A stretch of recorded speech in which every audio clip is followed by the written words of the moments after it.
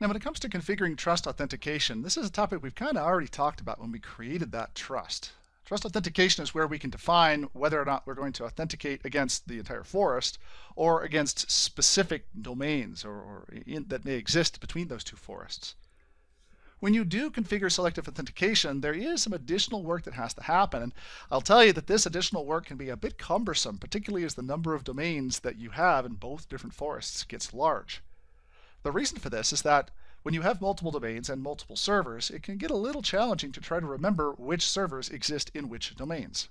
And for each computer object that you're looking to authenticate, well, you're going to have to select computers specifically to determine whether or not they're going to be allowed to authenticate or not. Let's assume, for example, that we've chosen this selective authentication here for the trust between company.pri and specialized.net. Once we've done that, the next step in the process comes back over here to Active Directory users and computers, where we need to define whether or not this machine is allowed to authenticate in the other domain.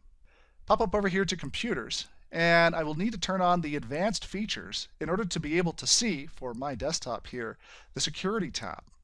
And under the security tab is down here where you can find this additional permission called allowed to authenticate. When you choose selective authentication, you'll need to enter in the user object or group object for which you want to grant access to this resource.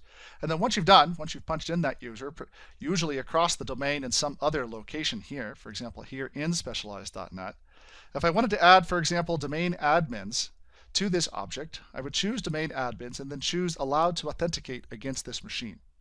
So as you can see, this can get a little bit cumbersome as you think about all the different locations where users and groups may need to authenticate to machines in alternative domains.